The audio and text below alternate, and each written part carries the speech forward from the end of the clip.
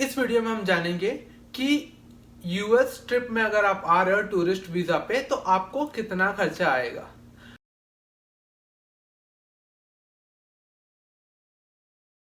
नमस्कार दोस्तों, मेरा नाम अमित है। अगर आप मेरे चैनल में पहली बार आ रहे हैं तो आप जाके अबाउट मी चेक कर सकते हैं। तो मेरे को सबसे ज्यादा कमेंट सेक्शन में जाओगे, सर खर्चा कितना आएगा, सर यूएस घूमने में खर्चा कितना आएगा, सर यूएस घूमने में खर्चा कितना आएगा, सर आप एक राउंड फिगर रफली बता दो खर्चा कितना आएगा, फेसबुक में खर्चा कितना आएगा, खर्चा कितना आएगा, खर्चा कितना आएगा, खर्चा कितना आएगा। आज मैं आपको बताने जा रहा हूं कि एग्जैक्टली आपको यूएस घूमने में कितना खर्चा आएगा। ठीक है, तो चलो फिर ये वीडियो शुरू करते हैं। अब वीडियो शुरू करने के पहले मैं आपको कुछ दिखाना चाहता हूँ। वेट करना है, अब ये पार्ट में एडिट नहीं करने वाला, आपको दिखाना चाह रहा हूँ कि आप जो बजट बनाते हो, है ना, कोई भी इंटरनेशनल ट्रैवलिंग के लिए, वो पूरा बजट धरा का धरा रह जाएगा। जब मैं जो पॉइंट बता रहा हूँ वो पूरे ध्यान से सुनना और इसको नोट डाउन कर लो। ऐसे एक नोटबुक ऐसे उठा लो और उसमें नोट डाउन करते जाओ कि एग्जैक्टली आपको कितना खर्चा आने वाला है। तो स्टार्ट करते हैं। ये वीडियो मैं बिल्कुल भी एडिट नहीं करने वाला हूँ, पूरा का पूरा आपके सामने ऐसे ही डालूंगा। देखते हैं। तो ये सामान आप लेके जाने वाले यूएस के लिए। भैया इंटरनेशनल ट्रैवल है, अपना पूरा कपड़ा पैक कर लिए।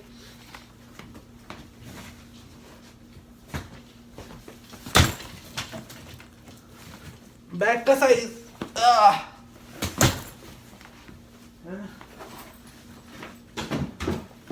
ये बैग, ठीक है, ये बैग, लैपटॉप बैग, ये बैग, ये बैग, ये ऐसे रखने के लिए, है ना। फोटोग्राफी, भाई इतने दूर जाएंगे फेसबुक में फोटो नहीं डालेंगे। तो अब अपन शुरू करते हैं। हाँ, मेरा चश्मा, और भाई अगर सेल्फी स्टिक है ना, सेल्फी स्टिक का है। तो ये समझ रहे हो, ये खाली बैग इतना भारी अमेरिकन टूरिस्ट का फुल साइज है, ये बैग है। तो अपन डिस्कस करते हैं यूएस जाने में, घूमने में खर्चा कितना आता है। देखो, आप कोई भी वीडियो जाओ यूट्यूब पे, मैं सर्च किया कि यूएस का खर्चा है ना कितना आता है हिंदी में, मेरे को एक भी वीडियो नहीं मिला। मैं बहुत सारे वीडियो देखा जो कि बोलते हैं कि भैया 20,000 रुपए में थाईलैंड घूम के आ जाओ। नहीं पता 20,000 में कवर कैसे करते हैं, लेकिन मैं आपको बताता हूँ एग्जैक्टली खर्चा कितना आने वाला है। सबसे पहले टूरिस्ट वीजा की फीस है ना, जो $160 होती है। अब आप कितने मेंबर जा रहे हो, 2 मेंबर जा रहे हो, 4 मेंबर जा रहे हो, और जो उसकी फीस लगेगी फैमिली वीजा के लिए अप्लाई करो जो भी, तो वो फीस आप लिख लो, है ना, वीजा फीस लिख लीजिए। उसके बाद सेकंड नंबर पे, जो कोई इंडियन नहीं करता, कोई इंडियन नहीं मतलब मैक्सिमम लोग नहीं करते, आपको ट्रैवल इंश्योरेंस लेना पड़ेगा। और मैं बोल रहा हूं इंडियन ट्रैवल इंश्योरेंस मत लेना, कोई यूएस से लेना, और ऐसा ट्रैवल इंश्योरेंस लेना जो आपको कवर करे। अगर आपको कुछ हो गया, आप गिर गए या आपका सामान चोरी हो गया, तो ये पूरी चीजों को कवर करे। अब वो खर्चा कैसे, वो उसका खर्चा कितना होगा और डिपेंड करता है आपकी एज क्या है और सब कुछ इसके अकॉर्डिंग, है ना।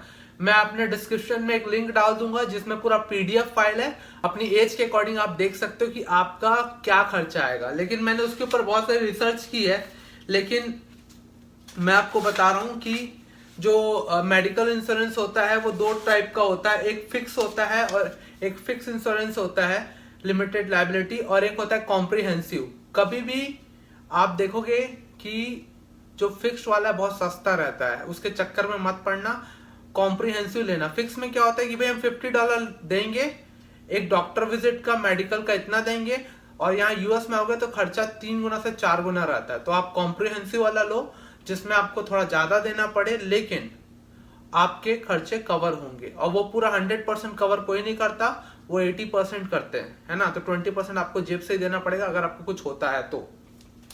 ये पूरा मैंने लिस्ट बनाया है, लेकिन ये सब पर्सन टू पर्सन डिफर करता है ना। ये हर एक व्यक्ति के अकॉर्डिंग मतलब अलग अलग होता है, भिन्न भिन्न प्रकार का होता है।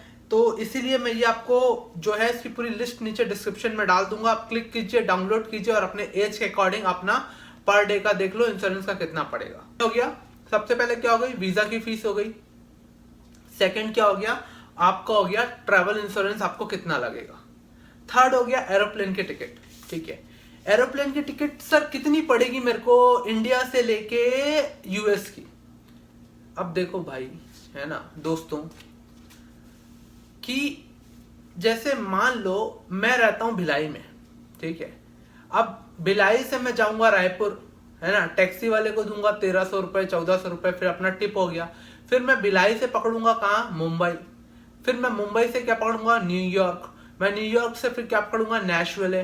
तो ये टिकट का खर्चा कितना होने वाला है, कौन से सीजन में अप्लाई कर रहा हूं, है ना, डायरेक्ट फ्लाइट है कि रुक रुक के आ रहा हूं, ये सब का खर्चा अलग अलग होता है। मैं हमेशा डायरेक्ट फ्लाइट लेता हूं, लेकिन अगर आपके पास पैसे कम है तो ब्रेक जर्नी लीजिए, है ना। और मैं बोलता हूं कभी दिल्ली और मुंबई से मत लीजिए, आप ऐसे दूसरे एयरपोर्ट में जाइए, कलकत्ता हो गया, या जहां पे मतलब जहां पे इंटरनेशनल फ्लाइट हो, वहां से रेट कम पड़ता है। और मॉर्निंग की फ्लाइट लीजिए, मॉर्निंग की फ्लाइट जो रहती है सस्ती रहती है, ठीक है। और बहुत सारी चीजें, एक और सेपरेट वीडियो बनाऊंगा कि भैया कैसे पैसे बचाएं इंटरनेशनल ट्रैवल के लिए। लेकिन अभी आपका खर्चा देख लो, आप ये लैपटॉप में ऑन करो, है ना, और आपको जो डेट में ट्रैवल करना है उसके लिए आप टिकट देख लो, ठीक है, और उसका खर्चा यहाँ पे लिख लो। तो ये हो गया आपके टिकट का खर्चा। अब जो भी टिकट का खर्चा आप देखोगे ना, वहां पे उसको डायरेक्ट मत लिखना, उसमें अपनी पूरी इंफॉर्मेशन रखना और आखिरी पे तक जाना, क्योंकि टैक्सेस इतने ज्यादा लगते हैं। आपको जो गूगल में दिखाता है ना प्राइस, उससे देखना आप 50% एक्स्ट्रा ही पड़ जाता है। अगर आप देखोगे कोई टिकट दिखा रही है 3000 रुपए की, अब जब जाके फाइनल पे करने के लिए जब पे जाओगे ना, तो वो 3000 से बढ़ के 4500 और 5000 तक पहुंच जाता है। तो एकदम फाइनल पे वाला जाना, वो आप नोट डाउन करना, ठीक है। तो क्या हो गया, अपना पहला कवर हो गया, वीजा हो गया, वीजा फीस कवर हो गई। दूसरा अपना कवर हो गया क्या, इंश्योरेंस कवर हो गया। तीसरा अपना क्या हो गया, ट्रैवल, ठीक है, मतलब कि फ्लाइट के टिकट। अब फ्लाइट की टिकट आप देख लिए, आप वहां पे जाओगे तो इंटरनेशनल फ्लाइट में खाना मैक्सिमम में देखा हूं फ्री होता है। अगर फ्री नहीं है, कई फ्लाइट में फ्री नहीं होता, आपको पे करना पड़ता है। तो आप जब फ्लाइट बुक कर रहे हैं तो आप प्री ऑर्डर करिए, वो सस्ता पड़ेगा। और जो वेजिटेरियन लोग हैं भाइयों, एकदम बता दो वहां पे वेज चाहिए आपको, है ना, वरना पूरी फ्लाइट में भूखा रहना पड़ सकता है आपको। तो फ्लाइट का खर्चा डिपेंड करता है, उसमें खाने का खर्चा डिपेंड करता है। उसके बाद जब आप फ्लाइट में चढ़ने के पहले ना, आपको ये मजाक नहीं कर रहा हूं, ये बैग रियल में हैवी है, ठीक है। उसमें एक वेट लिमिट होता है कि आप इतने ही सामान ले जा सकते हो, उससे ज्यादा जितना भी होता है पर केजी पे, यार कभी कभी इतना बड़ा झटका लगेगा ना आपको टिकट के ऊपर। फ्लाइट की टिकट है 5000 रुपए की, और ये लगेज का आप पैसा दे रहे हो कितना पता है, 3000 रुपए। ये हो गया, ठीक है। और ये जो लगेज का, आप जो भी लगेज ले जाओगे ना, उसमें ऐसा कलरफुल चीज, एकदम रंग बिरंगा, है ना, एकदम रंग बिरंगा कुछ बांध देना अलग से कोई डिजाइन में, क्योंकि जब वो बैग आते हैं ना तो आपको दिखेंगे नहीं। और आप मान के चलिए आपका ये पूरा बैग घूम सकता है इंटरनेशनल जब ट्रेवल करोगे, जब मल्टीपल फ्लाइट में, तो ये पूरा बैग आपका लॉस्ट हो सकता है। आप क्लेम करो, वो जब आपको 1 महीने बाद रिटर्न आएगा, वो पूरी झंझट है। तो एक ऐसा बैग लेके चलिए साथ में, जिसमें आप एक जोड़ी कपड़ा अपना, ठीक है, इंक्लूडिंग इनर वियर, है ना, अपना इलेक्ट्रॉनिक्स का आइटम, और जितना भी आपका मेन चीज है, ये बैग को आप कभी अपने से अलग नहीं होने दोगे, है ना। तो ये बैग रखो। एक ये वाला बैग रखता हूं मैं, जिसमें मैं क्या रखता हूं, अपने कार्ड्स। अब आपके पास एक कार्ड होगा, है ना, तो आप एकदम शॉक से जाओगे, आप स्वाइप करोगे, बोलेगा कि आपका कार्ड काम नहीं कर रहा, सर सॉरी हम वीजा नहीं लेते, तो मास्टर नहीं लेते। तो वीजा, मास्टर, क्रेडिट कार्ड, है ना। और ये इंटरनेशनल ट्रैवल आने से पहले आप अपने बैंक को कॉल करके, जो इंटरनेशनल जो इसका लिमिट होता है ना, कई ब्लॉक होता है, तो उसको ओपन करवा दीजिए कि आप इसको फॉरेन कंट्री में यूज करेंगे, ठीक है, मैं बहुत सारे कार्ड रखता हूँ, मेरी आदत है, क्योंकि एक काम नहीं करा तो दूसरा, दूसरा काम नहीं करा तो तीसरा, है ना। और आपको मतलब एक खर्चा मैं आपको बता रहा हूँ, लिखते जाइए। आप बोलते सर मेरे को एक ऐसी रफली बता दो, मैं कैसे बता सकता हूँ? आप बोलते एक रफली बता दो, मैं एक रफली खर्चा कैसे बता सकता हूँ? मैं आपको बता रहा हूँ, एक कॉपी ले लो, पेन ले लो और लिखते जाओ। सबसे पहले आप क्या लिख लिए? वीजा की फीस लिख लिए। सेकंड क्या लिख लिया? फ्लाइट टिकट ले लिए। और मान के चलो आपका जितना भी फ्लाइट टिकट है, आपका लगेज का पैसा एक्स्ट्रा लगने वाला है, वो रेडी रहो।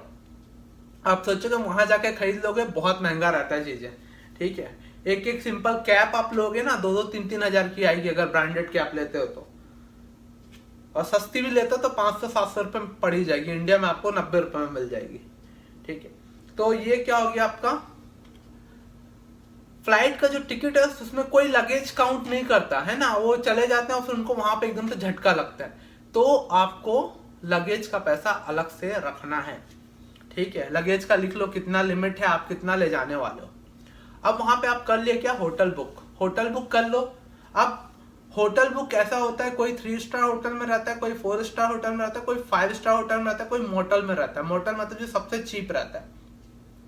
तो मैं आपको एक चीज बता दूं, अगर आप ट्रेवल करते हो ना, तो एटलीस्ट 3 स्टार होटल में रहो, क्योंकि वहां थोड़ी सी सेफ्टी भी रहती है, सब कुछ रहता है, ठीक है।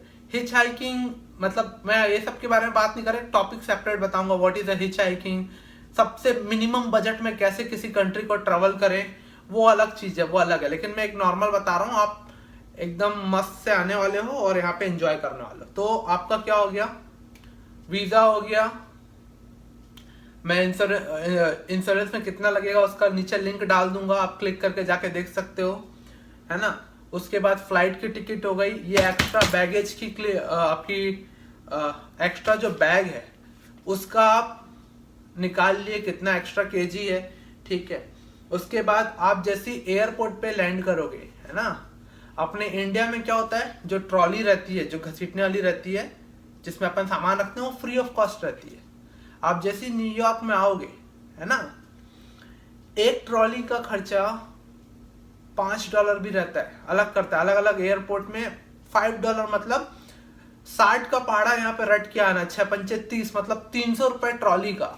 मैं बोला भाई 300 रुपए ट्रॉली का, मेरे को तो सलमान खान की मूवी याद आ गई अभी जो आई थी ना, उसमें एकदम मस्त वो अपना कुश्ती मुश्ती लड़ता है। तो मैं तो अपने बैग को एक हाथ ऐसा और इसके ऊपर ये वाला बैग और फिर मेरा ये वाला बैग और एकदम घसीटना चालू। मैं बोला भाई 300 रुपए ट्रॉली का कौन देगा, है ना। तो ये चीज होगी। अपन क्या है, इनकमिंग अपनी रुपीज में और यहाँ आउट गोइंग कितना डॉलर्स में है। तो आप जब भी किसी एयरपोर्ट में आप जैसे ही आओगे, रुकोगे, है ना, आपकी नेक्स्ट फ्लाइट कितने बाद है? 4 आवर्स के बाद है। तो उस बीच में आपको भूख लगेगी, एयरपोर्ट में आप खा के देखिएगा, मतलब कि रेट देखने के बाद ना आपकी भूख मर सकती है। मतलब एक नॉर्मल सा आप खाना खा रहे हो ना, मतलब एकदम नॉर्मल सा आप खाए, आपकी वाइफ खाए, आपके बच्चे पिज्जा बर्गर किए और आप खाए और एकदम से आपका बिल पहुंच जाएगा $60 से $70। मतलब आप इंडियन रुपीस में और $100 भी पहुंच सकता है। अगर आप बोले भाई स्टारबक्स दिखा, अरे भाई कॉफी पीते हैं, बच्चे लोग बोले पेस्ट्री, है ना, ये सब चीज जैसी बोले लगेगा, तगड़े से चूना लगेगा, तो उसके लिए आप रेडी रहिए। इसलिए मैं, कई लोग बोलते हैं ना 20,000 रुपए में थाईलैंड घूम के आ जाओ, मैं बोला घूमते कैसे। और यूएस तो ऐसी कंट्री है, इतना महंगा है। खैर अब तो मैं, है ना, अब मैं अपना हिसाब से खाता हूँ पीता हूँ, लेकिन मैं जो नॉर्मल फर्स्ट टाइम जो इंडियन आएगा ना, उसको जो झटका लगता है, जिसके बारे में उसने कोई प्री प्लान नहीं किया रहता, उसके बारे में बात कर रहा हूँ, ठीक है। तो जो जितना बीच में आपका स्टे रहेगा ना, जैसे 4 घंटे का ले ओवर है या 2 घंटे का, जो ले ओवर क्या होता है वो मैं एक वीडियो में बना दूंगा कि फर्स्ट टाइम इंटरनेशनल ट्रैवल कर रहे हो तो क्या टर्मिनोलॉजी रहती है, किसको क्या बोलते हैं। तो हो गया आपका खाने का, जो एयरपोर्ट के बीच में मतलब आप रुकोगे जहां पे खाने का खर्चा रहेगा ना, बहुत ज्यादा रहेगा, पहली बात। और सेकंड, अगर आप वेजिटेरियन हो तो आपको बहुत टफ टाइम फील करने वाले हो। आप सब खाते रहेंगे, आप देखते रहोगे। और जो सैलेड जो ला के आपको देगा ना खाने के लिए, सैलेड भी सस्ती नहीं रहती है। ऐसा नहीं कि अपन इंडिया में ₹65 का सैलेड ऑर्डर कर दिया और सैलेड बहुत अच्छा आ गया। यहाँ पे जो सैलेड रहता है बहुत कॉस्टली रहता है और आप खाओगे तो आपका पेट नहीं भरेगा, क्योंकि मेरी आदत है दबा के खाने की, आपकी भी होगी, इंडियंस की है। तो जो सैलेड खाओगे उसमें पेट नहीं भरेगा, है ना। तो ये चीजें बता रहा हूँ, डरा रहा नहीं हूँ, सिर्फ बता रहा हूँ, क्योंकि आप लोग बोलते सर एक फिक्स खर्चा बता दो कितना आएगा। मैं नहीं बता सकता, मुझे नहीं पता आपकी ईटिंग हैबिट क्या है, आप कितना खाते हो। और food is costly plus water is equal to food. मतलब यहाँ पे आपको जो सिंपल सी आप बॉटल लेते हो अपने इंडिया में, मतलब इंडिया में क्या, अभी मैं एक एक्सपीरियंस बताऊं कि जब मैं ताज होटल में रुका था, ठीक है, मुंबई में जो है, मतलब एक इतनी बड़ी बॉटल 350 की मिलती है पानी की, हिमालय वाली, वही बाहर से जाके। मैं बोलता हूँ हमेशा 5 स्टार होटल में रहो, लेकिन 5 स्टार होटल में खाओ मत, वहां का पानी मत पियो, बाहर से लाओ और पानी पियो। एक टाइम का खाने का कितना था बुफे का, उधर का फीस 2500 था, फीस नहीं मतलब 2500। मतलब यार है ना। मैं बहुत सारे जितने भी 5 स्टार होटल है इंडिया में, मैरियट हो गया, हिल्टन हो गया, हयात हो गया, ताज हो गया, है ना, इसमें सब रुक चुका हूँ। और मैं धीरे धीरे करके एक एक कंट्री का बताता जाऊंगा, जहां जहां मैं रुका हूँ, मेरा कितना खर्चा हुआ है और मैं कैसे उसको एडजस्ट किया, ये भी मैं वीडियोस बताऊंगा। अगर आप ऐसे वीडियो चाहते हो कि मलेशिया में कितना खर्चा होता है, मॉरिशस में कितना मेरा खर्चा हुआ, मैं ये नहीं बता सकता कि आपका कितना खर्चा होगा, मैं बता सकता हूँ मेरा कितना खर्चा हुआ। तो कमेंट सेक्शन में मुझे बताइएगा सर, कि बताइए, अपने और भी वीडियो बनाइए कि कितना खर्चा हुआ, कैसे आप ट्रेवल किए, तो मैं बताऊंगा, ठीक है, अदरवाइज नहीं बताऊंगा। कमेंट सेक्शन में बताना जरूर। तो ये हो गया आपका। सबसे पहले मैं बार बार रिपीट इसलिए कर रहा हूं ताकि आप लिखते जाओ। वीजा फीस हो गई, आपकी इंश्योरेंस पक्का ले लेना, इंश्योरेंस लेना बहुत जरूरी है, क्योंकि बहुत सारे एक्सीडेंट्स हो जाते हैं, आपका सामान घूम जाता है, कुछ ना कुछ हो जाता है, ठीक है। थर्ड क्या होता है आपका, टिकट, फ्लाइट की टिकट। ब्रेक जर्नी लो, ऐसे जगह से लो जिसमें ज्यादा पॉपुलर, मतलब ज्यादा भीड़ ना होती हो। दिल्ली मुंबई सबसे ज्यादा महंगा है, मॉर्निंग की फ्लाइट लो, सस्ता पड़ेगा।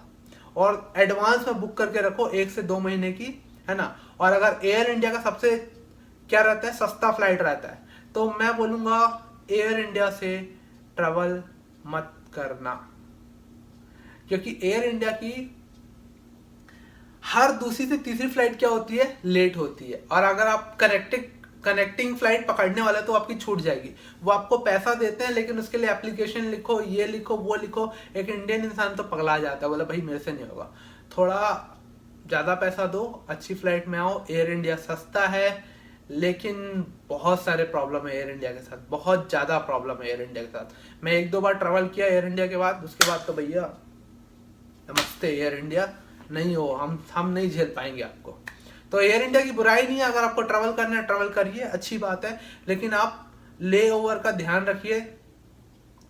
अब देखो ले ओवर जब आप मतलब जब 2 फ्लाइट के बीच का जो समय रहता है, कहीं रुकते, उसको ले ओवर बोलते हैं। तो हर फ्लाइट के बीच में कम से कम आप 5 से 6 घंटे का रखना है। क्यों, फ्लाइट लैंड हो गई टाइम पे, लेकिन आपका लगेज नहीं आया रहेगा तब तक। आपका लगेज आएगा 45 मिनट्स बाद, धीरे धीरे घूमते घूमते घूमते घूमते। फिर आपको पूरा चेक करा के फिर दूसरे काउंटर पर जाना है, वहां की टिकट लेना है, फिर निकलना है। ऐसे में फ्लाइट मिस बहुत ज्यादा होती है। पैसा बचाने की सोचोगे जितना ज्यादा, उतना ज्यादा रिस्क है, उतना ज्यादा खर्चा होगा। तो समझो मेरी बात को, है ना। तो ये हो गया फ्लाइट का आपका खर्चा। अब यहाँ पे जब आओगे तो आपको मतलब वहां से लेके, एयरपोर्ट से लेके अपने जो होटल बुक किए हो, मैं तो बोलता हूं कि पता कर लो कि होटल में कि फ्री पिक एंड ड्रॉप है क्या। वो होटल लो जिसमें फ्री पिक एंड ड्रॉप हो और मॉर्निंग का ब्रेकफास्ट फ्री हो, जहां मतलब वो रूम रेंट में इंक्लूड हो। सुबेरे दबा के खाना नाश्ता करो कि आपका लंच तक आप उसको सरवाइव कर जाओ। अगर आप न्यूयॉर्क, अब मैं जितने लोग से पूछता हूँ कहाँ घूमना चाहते हो, तो बोलते हैं न्यूयॉर्क।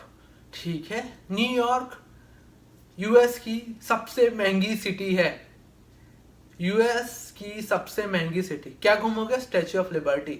और आप 3-4 नाम लेते हो जो आप गूगल में सर्च किए हो। आप सोचिए स्टैच्यू ऑफ लिबर्टी घूमोगे, या फिर आप जो भी जगह का म्यूजियम का नाम लिए। अगर आप म्यूजियम की टिकट लेने जाओगे, जब वो टिकट लोगे तो $50 म्यूजियम की टिकट। अब वो $50 आपके कितने मेंबर है, 4 लोग अगर ट्रेवल कर रहे हो तो $200 मतलब 10,000 रुपए। ठीक है, तो आप जो जो प्लेस घूमोगे उसका लाइन से नाम लिख लो, वहां पे एंट्री फीस कितनी है वो कर लो, कितने फैमिली मेंबर हैं उतना आप करते रहो। और जितने भी आपको यहाँ पे दिखेगा रेट, किसी में भी टैक्स इंक्लूड नहीं रहता है। आप जब खरीदोगे तो उसके बाद इतना नीचे आपको एक्स्ट्रा आएगा टैक्स, है ना। तो आप सोचोगे अरे यार मैंने तो बनाया था $200 का, ये 200 की जगह कैसे $250 हो गया। $50 4 लोग का मिलाकर टैक्स लग जाएगा। जितनी महंगी सिटी उतना महंगा टैक्स। तो ऐसे करके आप जो जो प्लेस घूमने वाले हो उसके बाद की क्या टिकट का रेट लिख लो, कितने मेंबर हो उसको ऐड कर लो। उसके बाद जब भी आप वहां पे कोई जितने भी रेस्टोरेंट है ढूंढ लो, अगर इंडियन रेस्टोरेंट है कि नहीं। अगर इंडियन रेस्टोरेंट है उसका मेन्यू भी आपको दिख जाएगा, उसका रेट भी आप कैलकुलेट कर लो। अब क्या होता है कि अपन इंडियंस की आदत होती है अपन रेट देखते हैं और उसके अकॉर्डिंग अपन खाना चूज करते हैं। भाई देखो मैं मिडिल क्लास की बात कर रहा हूँ, अगर आपके पास बहुत ज्यादा पैसा है तो आप ये मेरा वीडियो देख ही नहीं रहे होगे, क्योंकि आपको फर्क ही नहीं पड़ता आपका बजट क्या है। लेकिन अगर आप मिडिल क्लास हो और आप फॉरेन ट्रेवल कर रहे हो तो आपको बहुत सारी चीजें ध्यान में रखनी पड़ेंगी। जो भी आपका बिल आएगा वो टैक्स मिला के जब आएगा तो यहाँ पे टिप देना बहुत जरूरी होता है। अपन इंडिया में क्या होता है, अपन खाए खाना 10 रुपए 20 रुपए 50 रुपए 100 रुपए वो होटल के हिसाब से अपन टिप छोड़ देते हैं, सामने वाला खुश रहता है। यहाँ पे टिप जो होती है वो परसेंट वाइज होती है। अगर सर्विस खराब मिली तो 5% दो, जीरो का भी ऑप्शन रहता है लेकिन जीरो कोई देता नहीं है। उसके बाद 10% रहता है, 15% रहता है, 25 मतलब ऐसे करके बढ़ते जाता है कितने परसेंट आपको टिप देनी है। और टिप देना बहुत जरूरी है, यहाँ पे टिप देना जरूरी है। Don't be a Indian, give a tip. तो आपका जो भी फूड का खर्चा होगा उसमें टिप रहेगा। और भाई देखो मेरा तो है कि मेरा ड्रिंक का कोई वो नहीं है ना, मेरा स्मोकिंग का कुछ नहीं है। लेकिन कई लोग रहते हैं जो बिना स्मोकिंग और बिना ड्रिंक के नहीं रह पाते, बिना स्मोकिंग और बिना ड्रिंक के नहीं रह पाते। बहुत ज्यादा खर्चा होगा अगर आप करते हो ऐसा, तो है ना। आपको कोई महंगी सी वाइन ला के दे देगा, है ना, आप भैया बोले चलो पहली बार तो आए आप टेस्ट कर लोगे। हो सकता है आपके 2 दिन का खाना और वो सिंपल सा जो आप पी रहे हो उसका रेट इक्वल हो, है ना। तो यहाँ पे बहुत कॉमन चीज है तो उसका भी आप ध्यान रखिए, ठीक है। उसके बाद तो अब तक क्या क्या आप जोड़ लिए। सबसे पहले आप वीजा की फीस जोड़ लिए, उसके बाद आप क्या जोड़े, प्लेन की टिकट जोड़े, उसके बाद ये एक्स्ट्रा लगेज आपका कितना केजी से ज्यादा हो रहा है उसका इंक्लूड कर लिए। उसके बाद जब आप 2 एयरपोर्ट के बीच में जो ट्रेवल करोगे हो सकता है वो फ्री हो सकता है उसका पैसे लगते हो। जो आप ट्रॉली लोगे हो सकता है ट्रॉली, अब इतना सामान लेके आओ तो एक ट्रॉली में तो लाद नहीं पाओगे, कम से कम 2 से 3 ट्रॉली लेनी पड़ेगी, तो ट्रॉली का रेट अलग रहता है वहां पे। उसके बाद आप जिस होटल में रुक रहे हो, अब होटल में रुकोगे तो हर चीज के बाद आपको टिप देनी पड़ेगी। जितना भी आप खाते हो पीते हो उसके बाद आपको टिप देनी पड़ेगी, तो टिप का खर्चा अलग हो जाता है।